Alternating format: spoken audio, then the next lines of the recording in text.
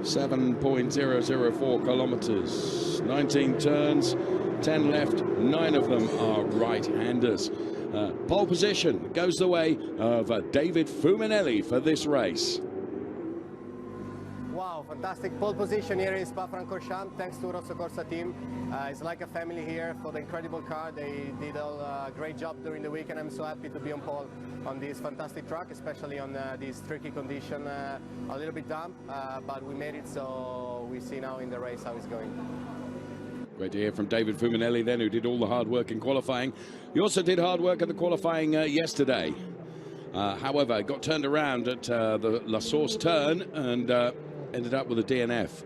David Fuminelli then a top GT racer and single-seater racer as well before that, as we go through the grid one more time for you in graphics, as you can see on screen, as the cars make their way through Eau Rouge and head down the long Camel Straight here at Spa-Francorchamps, heading for the first chicane on the lap, which is the chicane of Les Combes, turns 5, 6 and turn 7. The car's weaving from side to side to try and generate some temperature into the tyres here.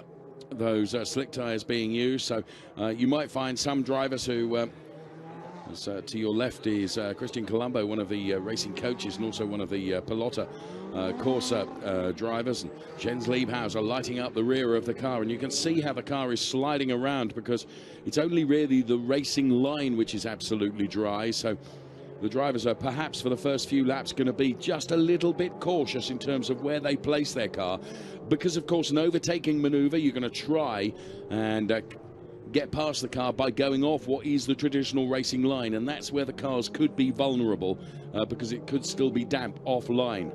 We'll see how it all unfolds in but a few moments time. The safety car then picks up the cars, and they will all get into grid order. So on the front row it will be David Fuminelli and Niklas Nielsen side by side, and on the second row it will be Florian Merckx and Bjorn Grossman, P1 and P2 in the race yesterday. What can they do in the race today in very different weather conditions to that we saw yesterday? Going to be very interesting indeed.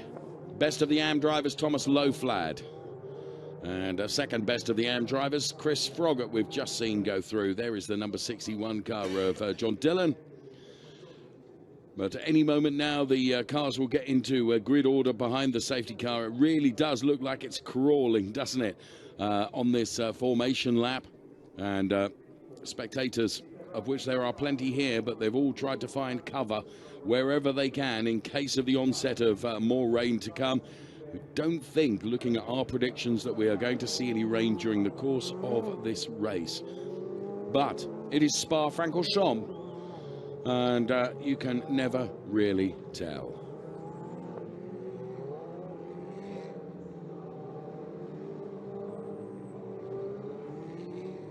So cars continuing to weave from side to side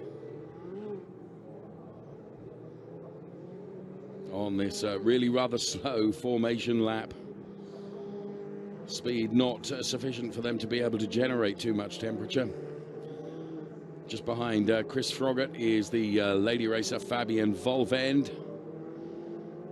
And there you can see the number 97 car of Thomas O'Rourke. And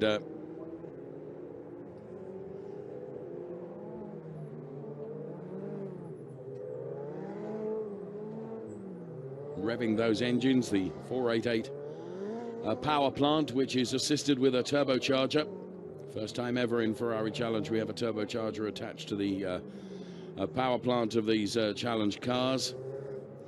One driver not doing any weaving at all, Bjorn Grossman, as you could see there in car number 84. And there the number 15 car of Thomas Loflad, the best of the AM drivers. We have a mix of AM and pro drivers then in the Ferrari Challenge.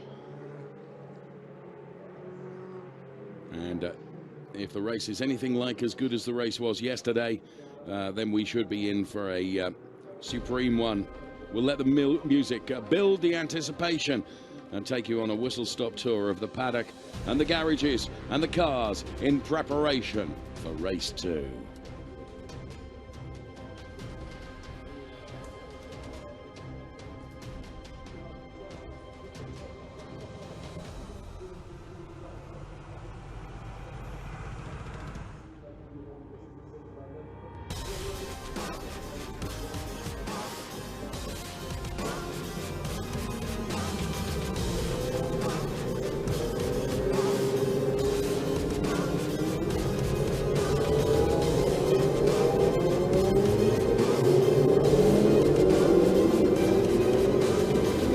lights go out, and already one has gone round even before the lights went green, and that was the number 71 car of Trofeo Pirelli. You can just see that car returning at the back there. All sorts of jostling going on, and for the second time of asking, David Fuminelli goes around at La Source with big damage to his car. And that is a huge impact of the number 15 car of Thomas Loflad, the AM driver, with debris all over the track. The safety car will be called for inevitably.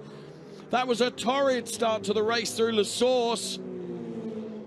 So we saw going around David Fuminelli. We also saw Thomas Loflad make contact, and before even all of that, right at the back of the grid, there was a car that had gone around even before the lights had gone green.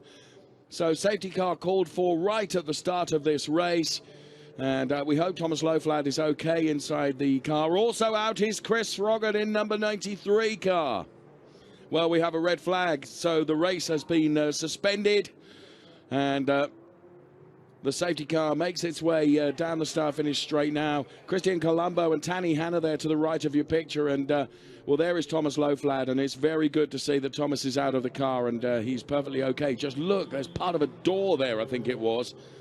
Really did make a huge impact. So Thomas Loflad out of the car, reinforcing the integral safety of these 488 Challenge cars, because that was a big impact. And Chris Froggatt is out of his car as well. I was going to say it's been a torrid time for Chris Froggatt. Actually not, because he took a win yesterday in his class. But that was, you know, he had to serve a drive-through penalty and still managed to. He won by 3/100ths of a second over the car of John Sawbridge. So that is the car being pushed back into the garage, which I think we saw going round right at the start of the race. So we're in a position now where, as the race was stopped, Niklas Nielsen had lost out on a huge lump of places. He'd gone down to sort of P5 or 6. Here in replay, there you can see the number 71 car. That was the car that went around right at the start. Trofeo Pirelli was squeezed by the number 61 car of John Dillon, ends up going around, and now let's try and pick out the bones of this. So Florian Merckx on the inside, David Fuminelli, it's just completely on his own. A hugely experienced driver on cold tyres, look, and that's where Niklas Nielsen, in avoiding action, lost out on a huge lump of places. And I have to say, I'm really surprised by that. So now, let's see, to the very right of your picture is Thomas Loflad. Where did it go wrong for Thomas? He's just turning, coming off the Astro, and gets it horribly wrong. And that was a driver's door impact as well. But Thomas Loflad is perfectly okay. And you can see there Philip Barron, one of the team bosses, in fact, the team boss of the race leader before the race was suspended, Florian Merckx. So a really dramatic start to the race. So as the cars make their way back into the pit lane, the race then, as I said, has been red flagged. Now the clock is continuing to count down. We have a reasonably tight schedule here at Spa-Francorchamps, with another Copa Shell race to come, and of course the F1 client in the XX programs who want to get their cars out on track as well. So the cars are being parked up in the pit lane. Of course, there is quite a lot of debris to be cleared up following the collision, mostly of Thomas Loflad, the Gome driver. Fault there, because on cold tyres he just spun, he lost the car. No one touched him, as insofar as we can see from the television pictures. Lost it, went around, and of course was then broadside against all the oncoming traffic, which meant that people had to take avoiding action. One of those that took avoiding action was Thomas Loflad, and it was as Thomas Loflad, he just began to use the steering lock as he came back out onto the track, lost the back end of the car, and then that car really spat him against the wall. So all the teams are back out there now. As soon as we get any information on the message board with regards to what is happening in terms of the race restarting, of course, we will bring that to you straight away.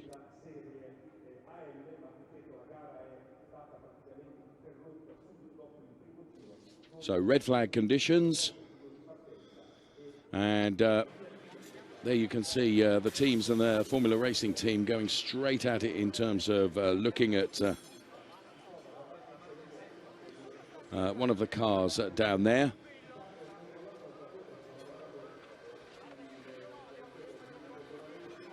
Well, Thomas Loflad, of course, didn't finish in race 1 yesterday, and he's not going to finish this race. I mean, the damage to the car was huge. I mean, thankfully, he was all okay. Let's see it again from a different angle here.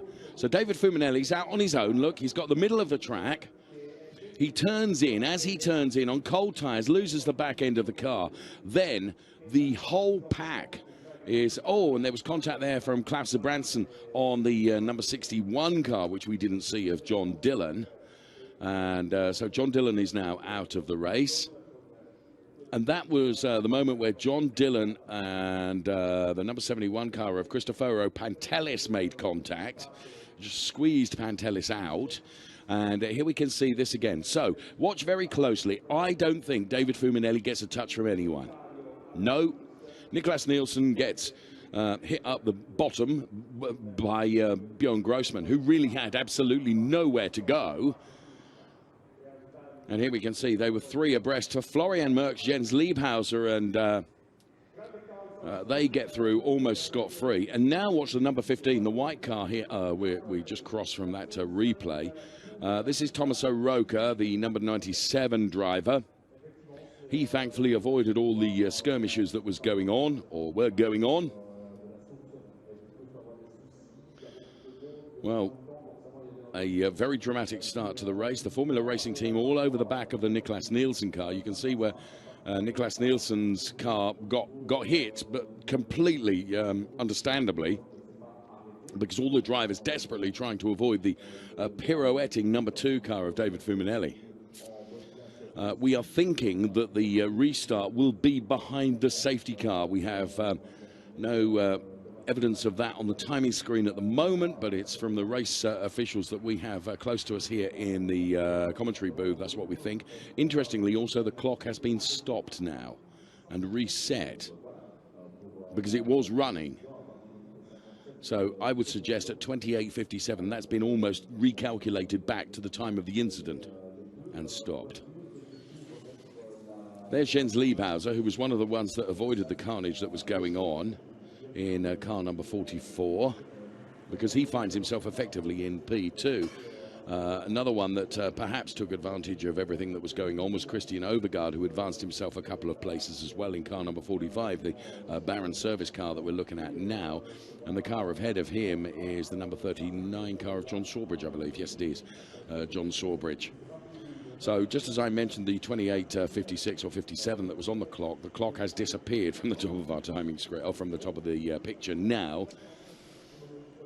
Okay, so now we've sort of picked the bones out of what was going on there. We will see how this all unfolds. As I said, it is quite tight in terms of the schedule here. And there, quite a lot of damage to be sorted out and debris to be cleared up following that collision then, where Thomas Loflad made contact with the wall. We've seen Thomas Loflad out of the car and he looks absolutely fine. Again, I reinforce the integral safety of the 488 Challenge car. And plenty of discussions going on further down the order here. And Philip Barron to the sort of middle left of your picture, just out of shot now. Ahead of Barron Motorsport. In discussions there, and plenty of discussions going on.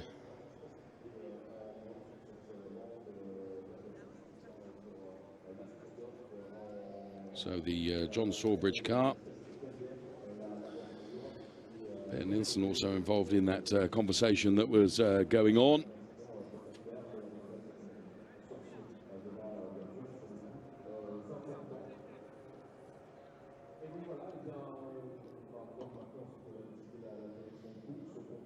So, just while we have a moment, let's have a look at Davide Rigon, bringing out the Ferrari F60, which of course was the de rigueur Formula One car from Scuderia Ferrari back in 2009. In fact, here at Spa-Francorchamps, it was Kimi Räikkönen that took that car to a race win at Spa-Francorchamps. In fact, the only win of the Scuderia Ferrari in that year. So the 2009 car, which featured that higher and higher rear wing, larger front wing. Of course, it was also the first car with any energy recovery system. The kinetic energy recovery system was added to that car. And Davide Rigon took the car out for display and, of course, displayed pit stop as well with the Scuderia Ferrari crew. And they did a fantastic job allowing Davide Rigon, as you can see, the weather conditions at that point, and this was around about a couple of hours ago. Davide Rigon then with wet weather tyres on the Ferrari F60. And he put on a great show for us earlier on today, all part of the Ferrari Racing Days event here at Spa-Francorchamps.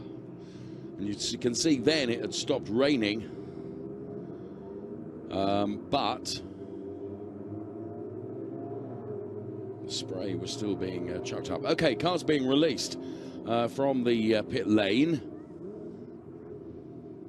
Effectively still a red flag, as you can see the red light flashing to the right hand side of your picture as we saw it just a few moments ago.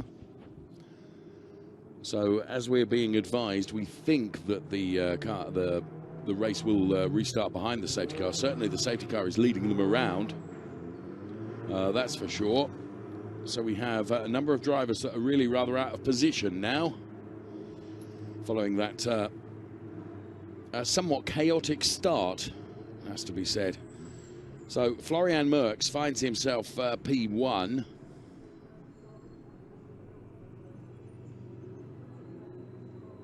As you can see behind the safety car. So into the Formula Racing garage there. And back out on track then.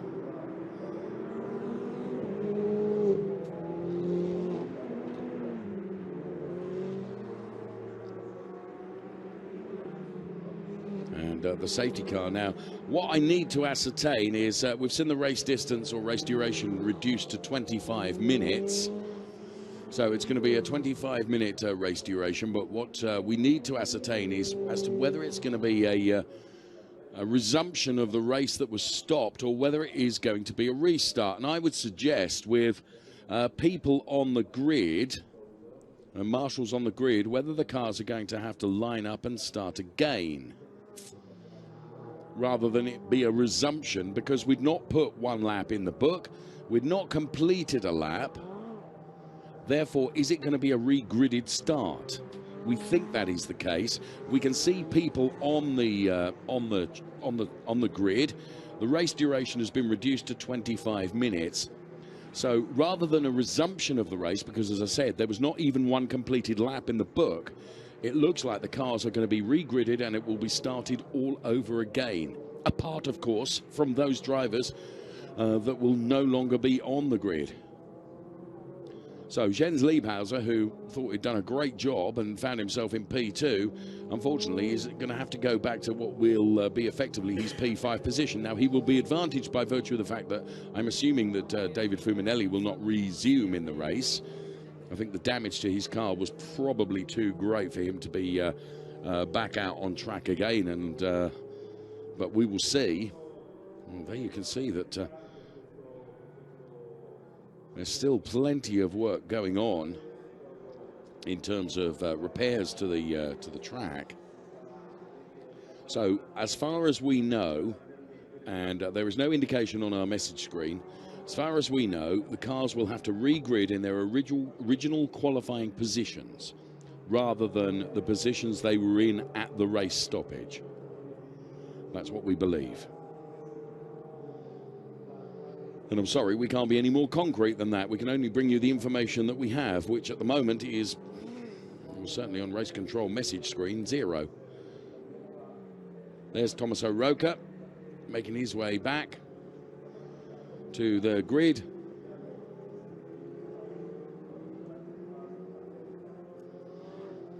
And race duration, as I say, is going to be reduced to 25 minutes.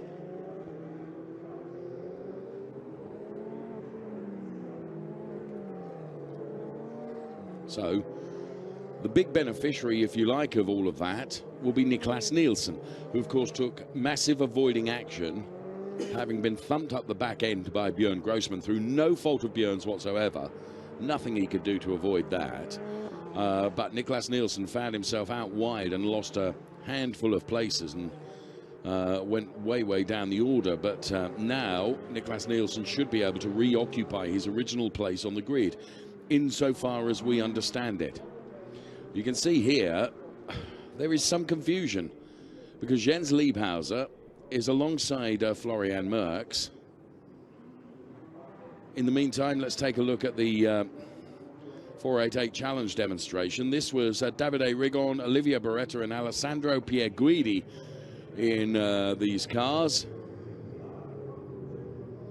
At this point it was still raining here at Spa-Francorchamps, so teams are being allowed back onto the grid just while we watch this. So that does mean that we're going to go back to the original race qualifying order, I think. So the cars are making their way down the around the track, but in the meantime we're just watching the 488 cars, both the challenge car, a GT3 car and of course a road car out in the Ferrari Racing Days display. And Olivier Beretta, Alessandro Pierguidi and Davide Rigon were in these cars. And there you can see the cars now making their way back into the grid. And I can see from our commentary position here that sure enough, the drivers are being put in their right places relative to where they qualified. So the Formula Racing team going hard at work on the Niklas Nielsen car. Now, Niklas Nielsen, of course, has received some damage, and you can see new parts, gaffer tape, hammers, you name it. The Formula Racing team going to work hard on the number 9 car of Niklas Nielsen, which will go effectively from P2. You can see the barrier repairs are being continued by the truck and tractor and various other implements that are out there to the right-hand side of your picture. Whilst, of course, all this is going on, Niklas Nielsen just sits in the car and focuses on what he's going to have to do to restart this race. Now, another big beneficiary here could be Florian Merckx. Now, Florian, you'll argue, has been, unduly penalised, if you like, because Florian Merckx was in the lead at the race stoppage. But now he's going to have a clear space ahead of him because David Fuminelli is not going to take his grid spot. So Florian Merckx will be going from P3, but effectively he will have a clear track ahead of him. And if he can get alongside Niklas Nielsen, he could have the inside going into turn number 1 at the resumption of the start of the race. So the Formula Racing team carry out their work on the number 9 car of Niklas Nielsen. And all the drivers are going to have to restart. Here is the number 84 car of Björn Grossman. And plenty of gaffer tape being used on the Björn Grossman car. You can see there, they're putting the gaffer tape on. That's exactly where he hit Niklas Nielsen. Completely accidentally. He had no opportunity to get out of that because Niklas Nielsen all of a sudden sort of moving to avoid the stricken David Fuminelli car. Björn Grossman made contact with the back end of the Niklas Nielsen car and absolutely nothing he could do about that. So we are being told that the race duration will be reduced to 25 minutes, and there you can see the missing P1 spot, which should be occupied by this car, the number 2 car of David Fuminelli, but damage to the number 2 car at the start of the race means that he will not be occupying his position on the start of the on the restart rather of race 2, although it will be a new start for race 2. So David Fuminelli will put 2 DNFs in the book for his debut in the Ferrari Challenge this weekend at Spa-Francorchamps. The number 51 car of Walter Ben Dorenberg, and there you can see the work continuing apace here at Spa-Francorchamps. And this, I'm sorry to say, is not going to be the work of a moment. It really isn't, and I'm not sure that we won't see the race duration reduced still further before we get to the start of the race, because I think everyone underestimates how long it will take to put that all back together again. And that was following the impact made by Thomas Loflad. And the information we have is that, and in fairness, we did see Thomas Loflad out of the car, and to the best of our knowledge, he is perfectly okay, which is really, really good to see.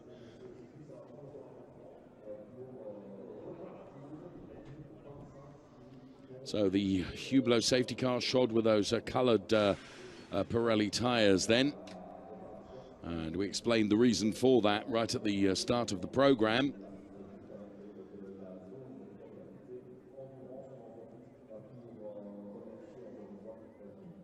Hublot, as you can see, the official timekeeper in the Ferrari Challenge. At the circuits, de Spa-Francorchamps then, and we now await a restart time. So formation lap is going to restart in 25 minutes from now local time at 15:10. So 25 minutes from now. I said that I didn't think the barrier repairs would be the work of a moment.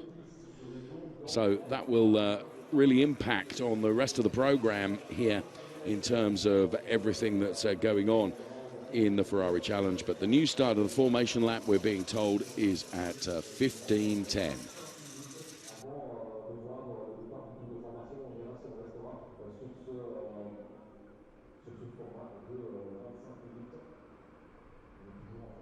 There is a part of the old barriers being taken away. I just wonder, now that we've got confirmation of that start time of 15:10, whether we will see the race duration altered still further. And how much more do you alter it before it becomes a non-race, effectively? You know, the original race duration is 30 minutes. I suppose you could take another 5 minutes off and make it a 20 minutes sort of sprint race.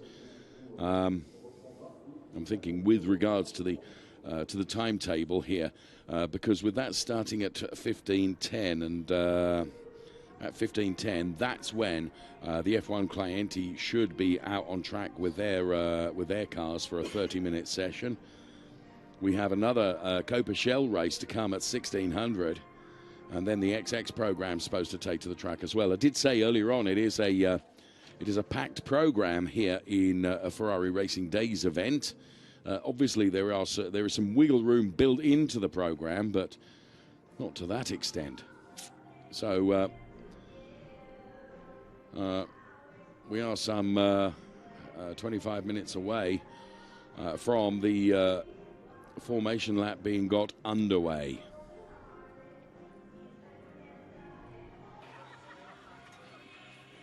The Formula Racing team continue to go to work on the Niklas Nielsen car.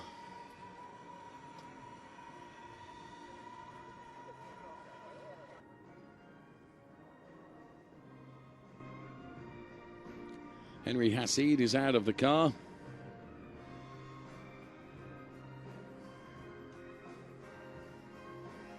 A very experienced racer is Henry Hassid, and chased Johnny Lawson to the Trofeo Pirelli title last year. Copa Shell title, I should say. I beg your pardon.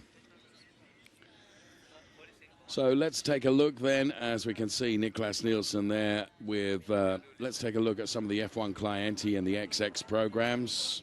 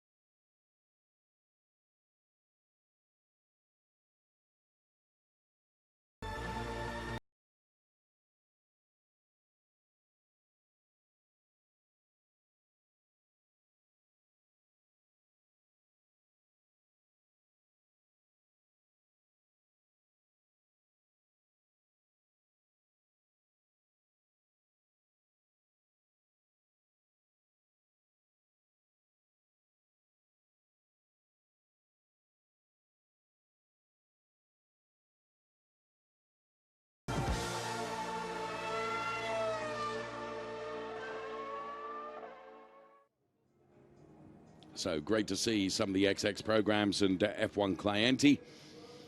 They also form part of the Ferrari racing days here at Spa-Francorchamps. So the remaining cars lined up on the grid, it's going to be a complete race restart. We think the race duration is going to be reduced. Latest information we have is that the race will, the formation lap will get underway at 15:10. There's Henry Hassie talking to some of the people down there on the grid.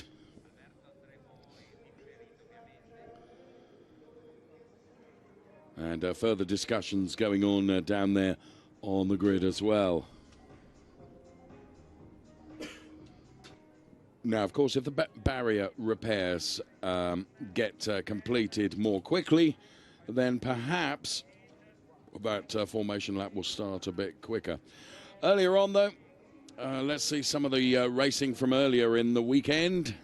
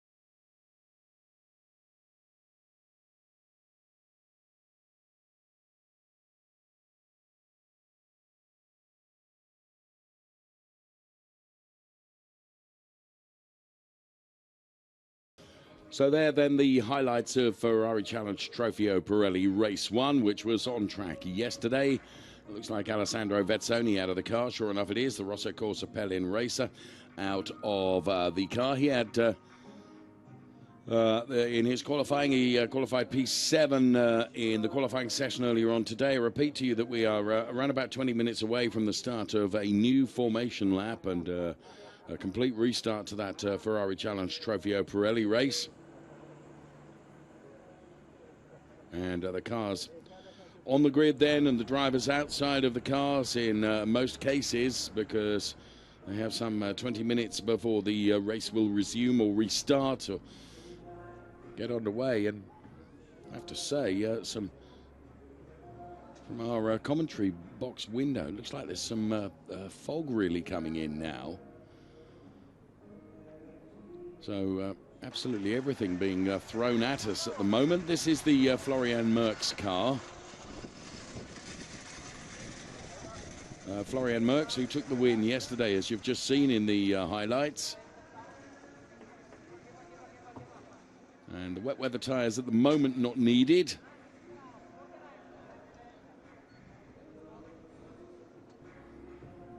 And there the barrier repairs continuing. A team working very hard to get everything repaired as quickly as possible. And here in replay is where everything unfolded right at the start of this race. David Fuminelli actually goes around. A lot of drivers in avoidance caught up in various clatterings that were going on. The number 71 car, as you can see, went round right at the start. Trofeo Pirelli before they'd even got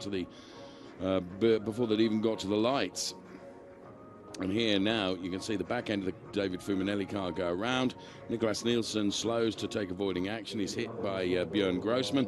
Nothing really Björn Grossman could do about that. Here you can see it again from a completely different angle. Jens Liebhauser through the middle of Podoliccio. And then as Thomas Loflad made his way back out onto the track,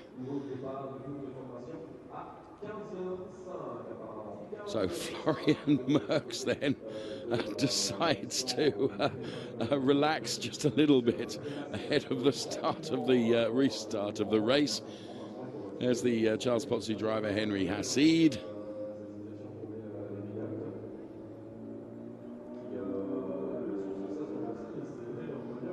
Alessandro Vezzoni and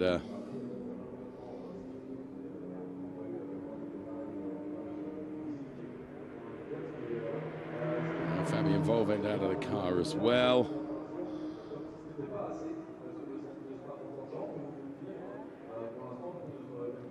Nicholas Nielsen also out of his car.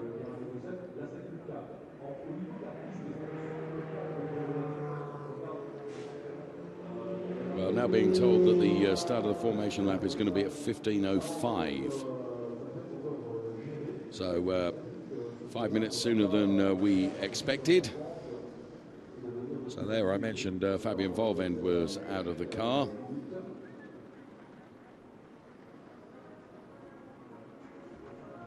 So the lady racer, the only lady racer that has won a Ferrari challenge race, taking her race win in Imola last year. So this is Chris Froggatt then. We thought we saw Chris Froggatt out of the race, but presumably the team have been able to work on the car in the intervening period, and that sees Chris Froggatt back out again, and presumably he will be allowed to take up his original position on the grid, which was P2 in the AMS, although effectively it will be P1 in the AMS, because unfortunately we've seen Thomas Loflad's car out.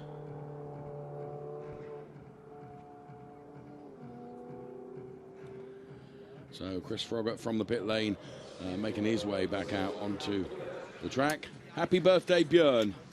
Björn Grossman, that man then. You can just see the mist beginning to descend here at Spa-Francorchamps. So new formation lap 15:05. The Nicholas Nielsen car. Car number 9. Nicholas, who's had 3 wins, a P2 and a P3 across the season so far. He's back in the car now and just patiently awaiting around about 9.5 minutes before we're told that the formation lap will start. Fabien Volvend just preparing herself to get back into the car then. The Octane 126 driver.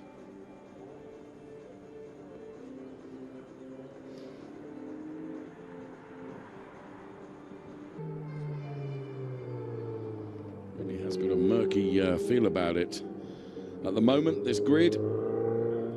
Chris Froggatt making his way to take up his grid position potentially. Here comes the show cam now.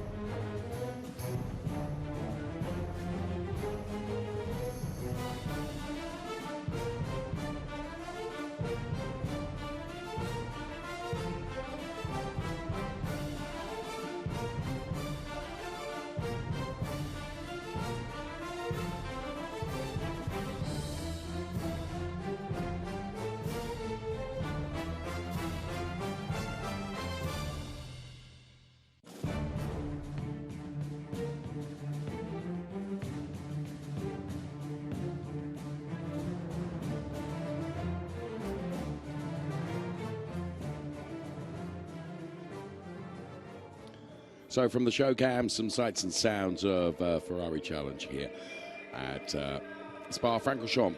Klaus Branson then in the number 89 car, which is engineered, of course, by Formula Racing, and has contested 3 races and has taken 1 podium so far, and there's quite a bit of gaffer tape across the car there.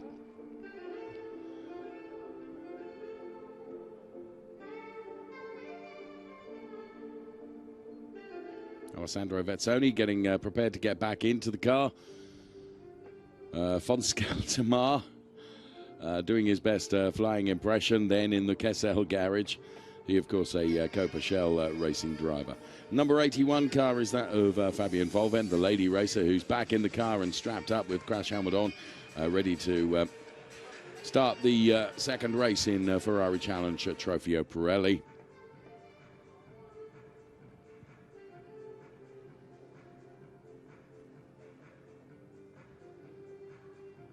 Really see the murky nature now of the way it looks. I mean, it certainly didn't look like this around about 10 or 15 minutes ago. And there's significant damage on the side of the Chris Froggatt car, but the team have been to work on it and have got him back out on track so that he is able to make the restart of the race. So the FCE winner with the smallest margin ever. And that came yesterday. It was just 3 tenths, or 3 100ths rather, between himself and John Sawbridge, but it was to the advantage of Chris Froggatt.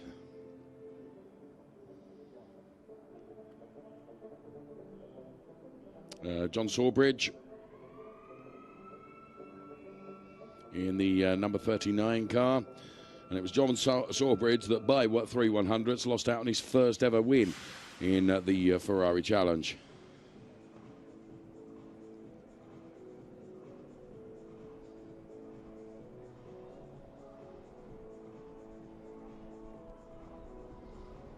So some anxiously waiting spectators then, awaiting the start of this race as the mist begins to descend here at Spa-Francorchamps. Race duration, we're still being told, is going to be 25 minutes. As I say, I wouldn't be altogether surprised if that didn't get reduced. If only to try and fit in everything in the timetable. Walter Ben Dorenberg then, in car number 51. Engineered by the Ferrari Eberlein team. He took P7 in class in the race yesterday. And the Hublot safety car. And the Pirelli girls making their way off the track because we are just around about 3.5 minutes away from the start of the new formation lap, with the Hublot safety car about to lead the cars away. At last, the start of the Trofeo Pirelli race. With the second start, the opening lap on the first start really was not great. And that caused a safety car initially, then the red flag, and that's why we're back into the position where the cars have regridded. The teams are making their way off the grid now and about to get the formation lap underway.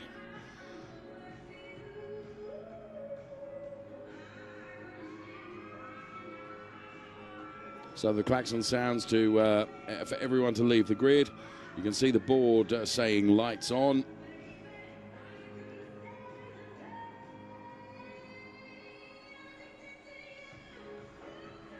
Because it is quite murky now.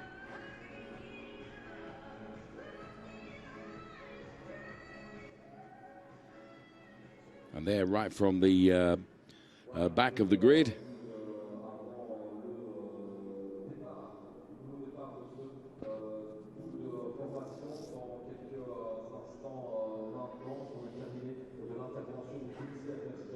Fabian Volvend, race engineer from Octane 126.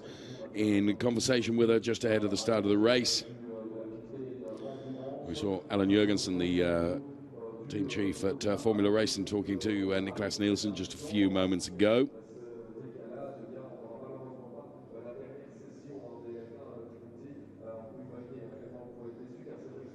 So for the moment, the clock remains at 25 minutes for the duration of this race.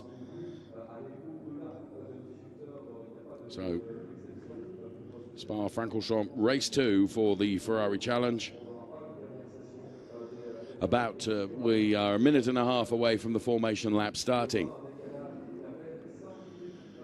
Florian Merckx then, who will effectively be P1 because we have lost David Fuminelli.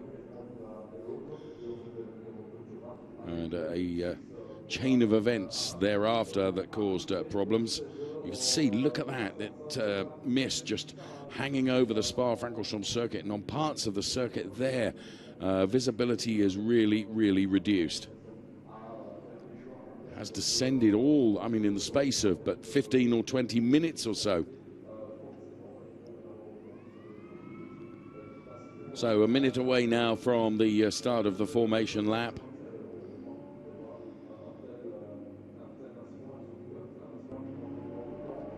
So the door is closed on the Jens Liebhauser car.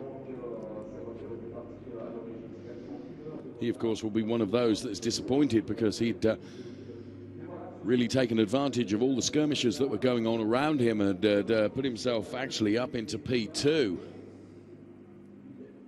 So on board the Hublot safety car, ready for this formation lap to get underway. So just 15 seconds before the safety car will be released. And at last we can go back to race action. So really counting down the clock now with 5 seconds to go before the start of this formation lap. And sure enough, the safety car leaves spot on time, and the cars all follow as well. So in the garages then, Cristoforo Pentelis is not able to continue in the race. He took P4 in the race yesterday. So they make their way down past the old paddock complex here at Spa-Francorchamps. All the social media to the top of the screen for you.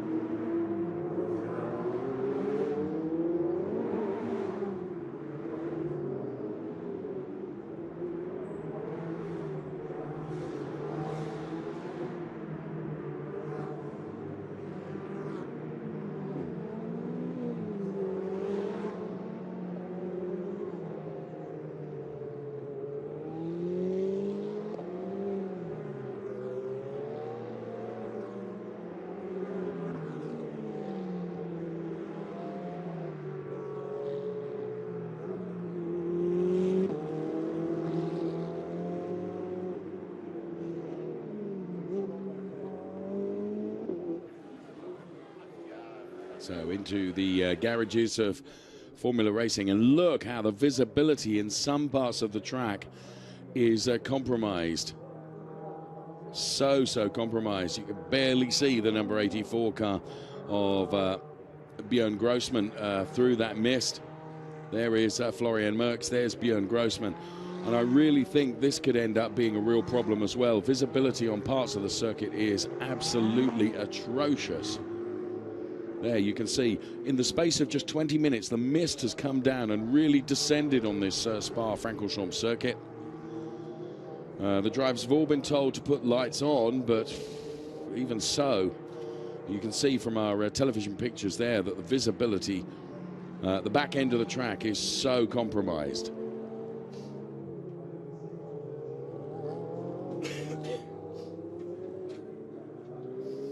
So the race duration then has been shortened by 5 minutes, which we're now being told the start is going to be under the safety car. So the start behind the safety car then for this Trofeo Pirelli race. It is race 2.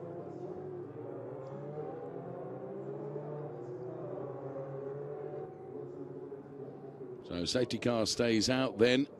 And it's Niklas Nielsen, who was P2, of course, but he effectively becomes P1 because David Fuminelli is not in the race.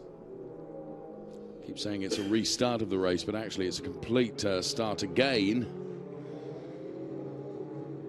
So safety car stays at the front of the field. Now, if the start is behind the safety car now, I would have thought that the clock should start ticking down. Whereas the clock at the moment is not ticking down. It's remained at 25 minutes, and I just wonder when the safety car crosses the timing line whether we will then see the clock start and whether we might see a reduction in the race duration at that point as well.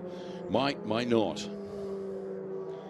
But whatever it means is that the first lap, if it's going to be behind the safety car rather than, this we were led to believe was going to be a formation lap. However, now it's going to be a safety car start. So presumably the safety car is going to have to stay out for another lap, which is going to be a very slow one.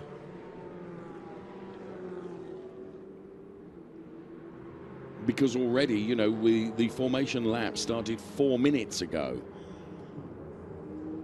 So the actual duration of race action that we're going to see is going to be reduced still further by dint of the fact that we're going to be starting behind the safety car. All the teams will have communicated this to the drivers by radio, of course.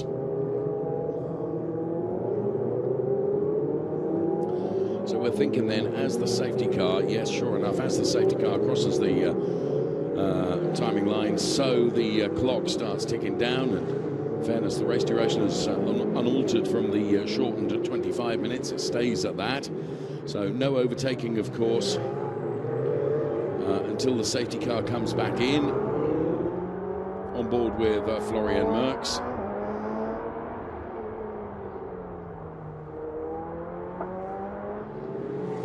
Right.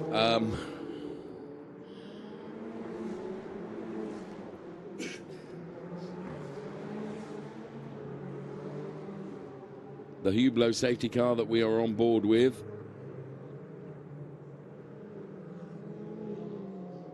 We have another safety car lap, effectively.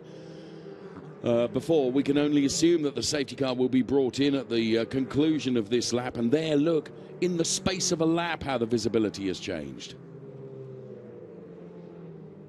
Now, I appreciate we're looking from a television camera at the safety car coming towards us, but I have to say this is, it's only on, part of the circuit, I accept, but visibility is really rather bad.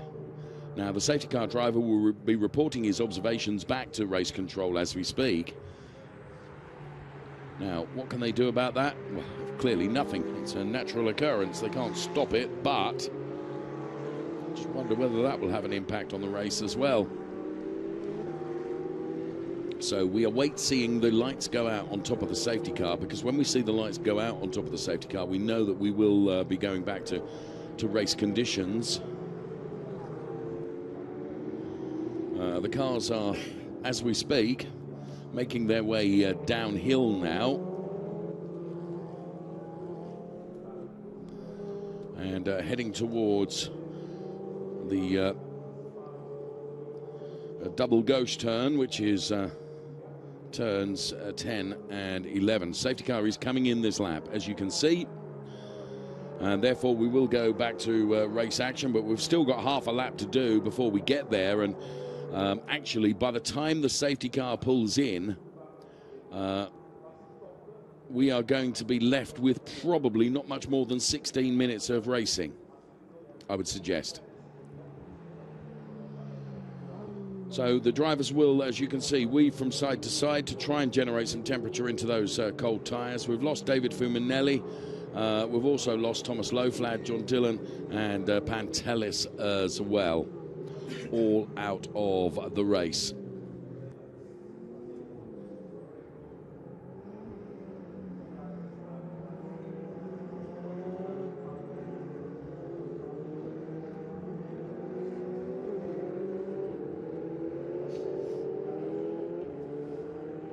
So there you can see in the lower sections of the circuit, they're not affected at all by the mist.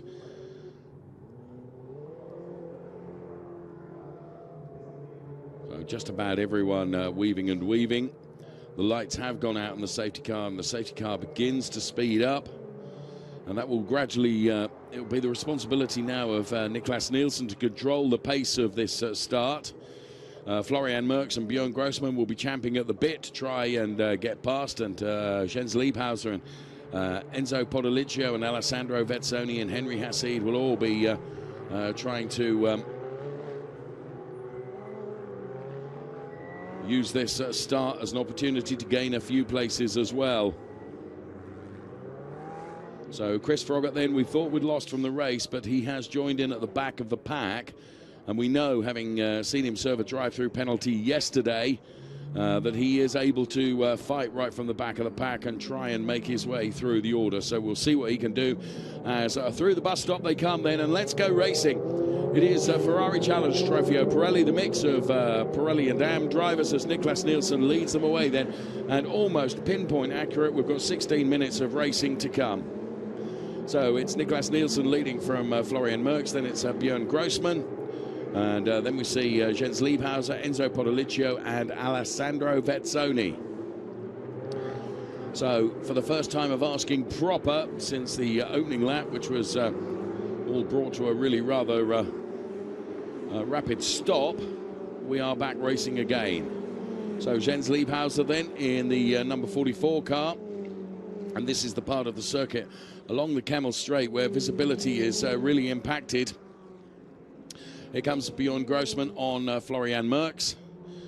Florian Merckx defends, and Björn Grossman will try and find a way past Florian Merckx. We're also conscious of the fact that his fellow German driver behind him is Jens Liebhauser. And the more these two fight, the more it means that Jens Liebhauser is allowed to get alongside, perhaps. But Björn Grossman and Florian Merckx, a bit of a squeeze between the two of them there. But Björn Grossman holds on to that inside line, but that becomes the outside for the next one, where Florian Merckx should have the advantage. But more momentum by Björn Grossman. Very good overtake there that he set up 2 or 3 corners before the one where he actually made it count. So Björn Grossman moves himself up into P2. Florian Merckx is relegated to P3. And whilst all that's going on, Niklas Nielsen, look at this, has been able to escape up the road by something like 1.7 seconds. Only 14.5 minutes of racing still to come. So Grossman then knew that he had to do it early on, and sure enough did do it early on. And now the chase is on to Niklas Nielsen. But I really rather wonder whether already Niklas Nielsen has got enough in the tank. And here you can see this is where Björn Grossman began to set up the move. Florian Merckx tried to squeeze him, but Björn stayed with it. Now, it was here where it became the outside of the next turn, where Björn Grossman had got to carry that momentum and put his nose in front of the Florian Merckx car, which he did. And that meant that he did go through and take up that P2 place. Niklas Nielsen stretching his legs, but Björn Grossman is catching him, I think. So we will see, but he's certainly leaving Florian Merckx for dust at the moment. Jens Liebhauser with a completely different line out of the exit of the chicane. So P1, Niklas Nielsen. P2 is Björn Grossman. The gap between the two of them is 2.7 seconds. So that's a big ask. Florian Merckx tries to keep with Björn Grossman through La Source turn as they head downhill now towards Eau Rouge. Alessandro Vezzoni is ahead of Henry Hassid and Fabian Volven, the lady racer there in car number 81, also engineered by Octane 126, the same team that engineer Björn Grossman. So here as Niklas Nielsen, visibility actually is improving now along the Kemmel Straight, remarkably. Perhaps it wasn't mist or fog, perhaps someone had a bonfire. Nielsen then, 2.6 seconds, the margin between Niklas Nielsen and Björn Grossman. So Niklas Nielsen then, who has been, well, a stellar star in the Ferrari Challenge, that is for sure. Grossman to Merckx is now 1.1 seconds, so Octane 126 have engineered the Björn Grossman car well.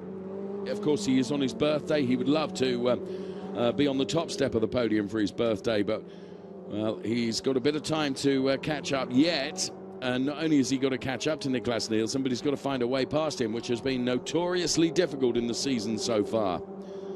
And it's Niklas Nielsen that is winning the battle, because Niklas Nielsen has taken 3 wins as opposed to Björn Grossman, who has but one win to his name, has been denied in other races by Niklas Nielsen. So Jens Liebhauser, who won the Trofeo Pirelli AM Championship last year, is running in P4 ahead of Enzo Podolicio and Henry Hassid. So the leader in the AMs is Fabienne Volven, the lady racer, who took her race win debut at Imola last year. Car number 93 exceeding the track limits at turn 4. That's Chris Froggatt, who's trying to make his way up the order, having already passed Walter Ben Dorenberg, and Thomas O'Rourke is up to P12,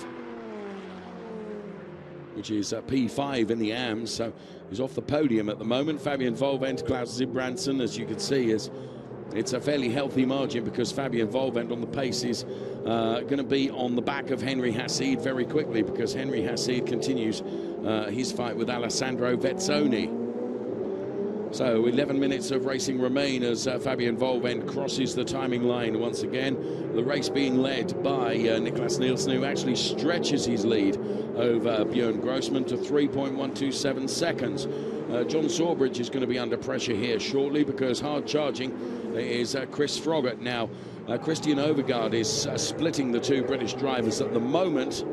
So this is going to be a fight well worth watching here. John Sawbridge then it's Christian Overgaard, then it is Chris Froggatt. We didn't think we would see Chris Froggatt back in the race because his car looked to have been too severely damaged.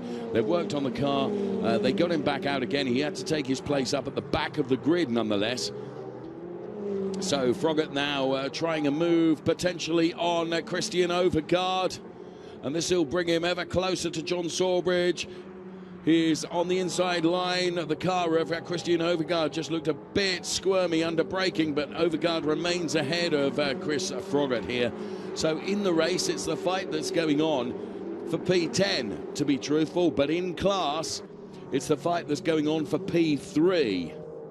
Because at the moment, John Sawbridge is P3 in the AM class. And in the top speed standings, there's Henry Hassid, who is quickest through the speed trap at 267.3 kilometers per hour. And now Christian Overgaard is really pressuring John Sawbridge.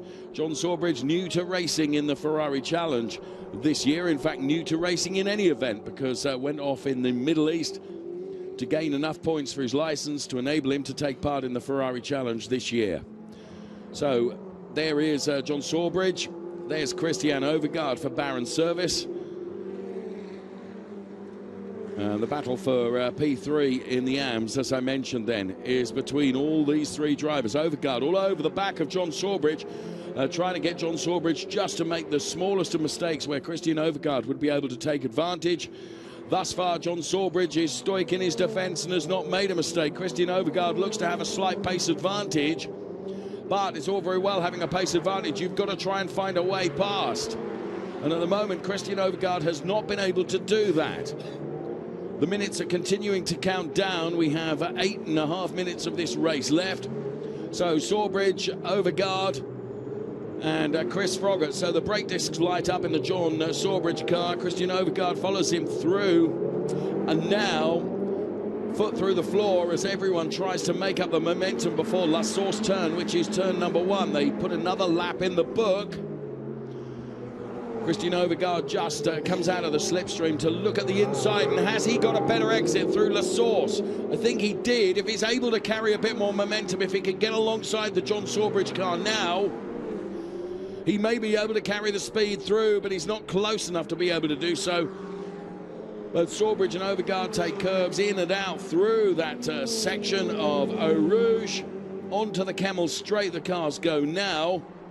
And I don't think that Christian Overgaard is close enough to be able to make a move on John Sawbridge at the moment.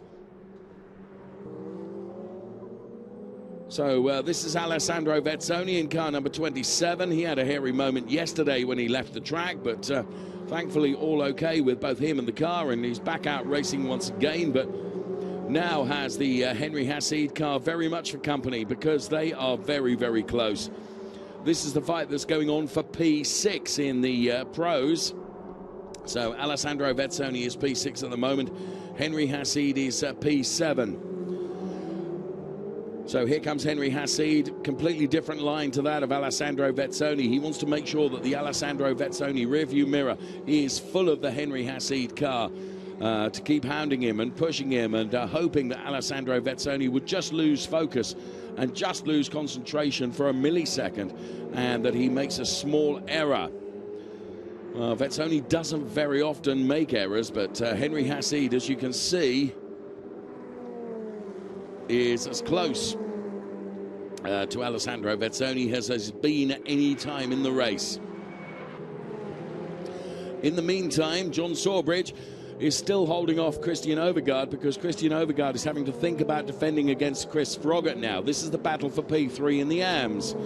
And it's another intense battle because Chris Froggatt is trying to get past Christian Overgaard, who metaphorically makes the 45 car as wide as he possibly can to deny Chris Froggatt the opportunity to come through. So here is Sawbridge in the yellow and green car. Then it's Overgaard in the red and black, and Chris Froggatt now on the inside, which isn't necessarily the best entry into the bus stop. The back end of the Overgaard car steps out a little bit, but now if Chris Froggatt has got superior momentum, he might be on the inside of... Oh, and that was a bold move by Christian Overgaard in replay. Wasn't able to make it work. Let's go back to see what they're doing through La Source. And Chris Froggatt does get past Christian Overgaard. We could see it being set up. And sure enough, he has done it. He has got past him. So Chris Froggatt, obviously, with the exit out of the bus stop, he'd got superior momentum on the inside, and it always looked likely that he was going to try that overtake. Let's see it. Here it is on the inside, and through he goes. Very clean and tidy overtake, and Christian Overgaard tries to come back at him, but as you can see, the back end of the Overgaard car now steps out, and a big slide. Good control from Christian Overgaard. Now, incidentally, just as Chris makes that overtake, he is under investigation for having the car worked on outside the pit lane. Whether that will have any impact on the result, I don't know. But I can only tell you what I can see on the message screen. Car number 93, under investigation for working outside the pit lane. We'll see.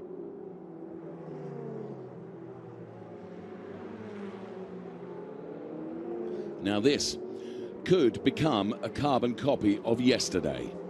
Because in yesterday's race, John Sawbridge was being hounded by... Chris Froggatt, and Chris Froggatt by 3/100ths ended up taking the win from John Sawbridge. It won't be the fight for the win on this occasion, but it will be the fight for the final step on the podium in the AMS. In the meantime, Niklas Nielsen, who has probably got this lap and one more to do. And Niklas Nielsen then will return to potentially winning ways here at Spa-Francorchamps. Bjorn Grossman has really tried to take it to him, but the 4 seconds between the two of them is too great. But what they have done is really got away from Florian Merckx, who's completely out on his own here in P3. So Florian Merckx, without the pace that he had yesterday, seemingly in the car in changing weather conditions. I mean, the engineers have had to work so hard on setups of cars to get them exactly right for, as I say, ever-changing conditions. Now, Christian Overgaard looks like he might be coming back at Chris Froggatt here. John Sawbridge needs to keep cool under pressure. It is the fight for the final podium place, and it was the fight yesterday between the same two drivers for the win in the AMS. It's going to be the fight for final podium place between the two of them. John Sawbridge is P3 in AMS. P4 is Chris Froggatt, and P5 is Christian Overgaard. And at the moment, you would suggest that probably, just probably, Chris Froggatt has got the pace advantage, but he's got to find a way past. Fabian Volvend is the leader in the AMS, and again, she's out on her own because she's a full 6 seconds ahead of Klaus Branson, who is P2 in the AMS, who in turn is 6 seconds ahead of John Sawbridge. So, crucially, the leaders in each of the classes are well ahead and have got plenty of comfort margin, you would suggest. So Nielsen with 3.8 seconds on Bjorn Grossman, and Fabian Volvend with, as I say, some 6 seconds on Klaus Branson. So here is Chris Froggatt then in the number 93 car, who's going to get a black flag. He's going to be disqualified from the race.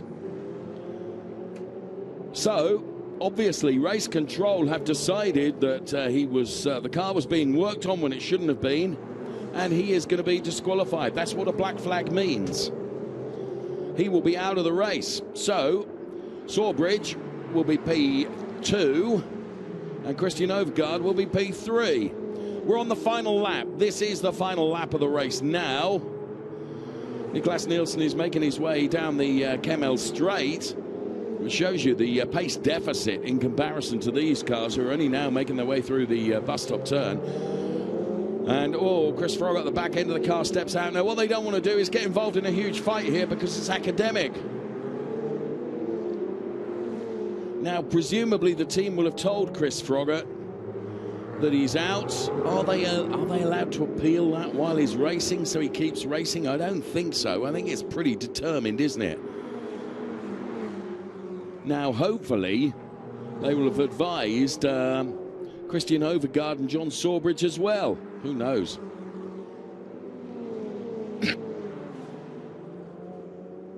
So, Niklas Nielsen in the lead of the race then for Formula Racing. He gets back to winning ways. His last race win was race 2 at Silverstone. But if he can keep his nose clean here and head towards the checkered flag, he will take another win from Björn Grossman in P2 and Florian Merckx in P3. The AMS, it should go Fabian Volvend, Klaus Branson and John Sawbridge. So, of course, actually, it'll be Sawbridge P3 and it'll be Christian Overgaard that becomes P4 with the Chris Froggatt disqualification. So, Niklas Nielsen then. Well, we already know all about the talent from the young Dane. I mean, the race results speak for themselves. He's a superb young driver, extremely talented. He has surely put himself into the best possible position to be picked up for additional drives, I would suggest, because his performance against some quality competition in the Ferrari Challenge has been awesome. He heads towards the checkered flag to make it win number 4 for this season. Niklas Nielsen wins at Spa-Francorchamps. Bjorn Grossman will take P2, and P3 will go the way of Florian Merckx. Wow, what a race. P4 goes the way of Jens Liebhauser. P5 will be Enzo Podoliccio. P6, Alessandro Vezzoni. And P7 will be Henry Hassid. Of course, in the AMS, it's going to be Fabian Volvend that wins from Klaus Branson. And then it should be John Sawbridge.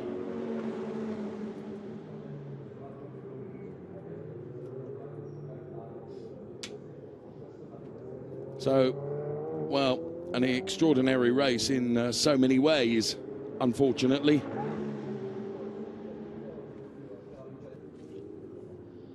Now there is Tommaso Roca.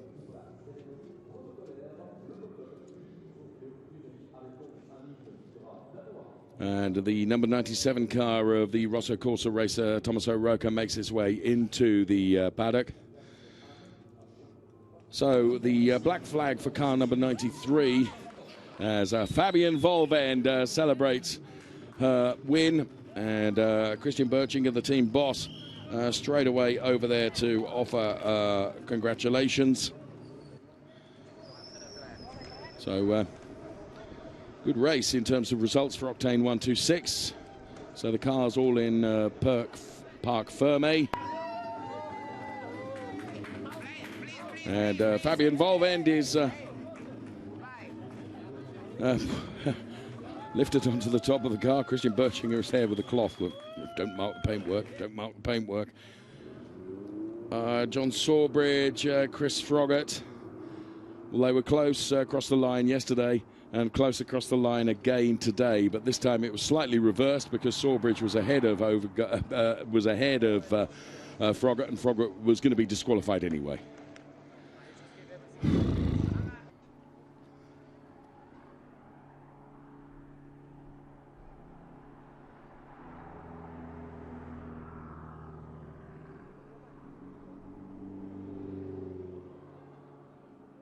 Now there is Chris Froggatt outside of the car, and Christian Overgaard as well. Wow, what a race, what a race. So, Fabian Volvend, there is Florian Merckx, who took P3. Fabian Volvend wins in the AMS. And here comes some highlights from that extraordinary race.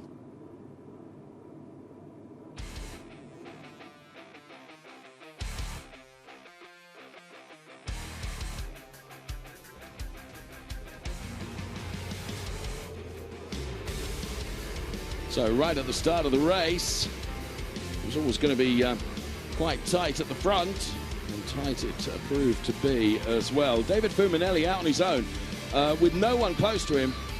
The car goes around on cold tyres, and that sets up a chain reaction of damage that was done to other cars that hit and collided. And unfortunately, Thomas Loflad, as you could see, made huge contact with the wall. Thankfully, Thomas Loflad was okay. However, it did bring the race to a stop, and at the restart, Björn Grossman and Florian Merckx went head-to-head, and Björn Grossman was going to make it work. Christian Overgaard tried a bold move on John Sawbridge, which didn't pay off. Can't blame him for having a go, as Christian Overgaard would say, it's because we can. Niklas Nielsen would win. Florian Merckx would take P3, and P2 would go the way of Björn Grossman. In the AMS, it was the lady racer Fabian Volvend on the top step. And Niklas Nielsen looks pretty pleased with his work this afternoon.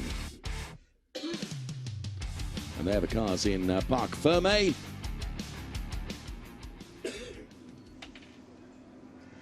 And the drivers will be hustled up to the podium in due course.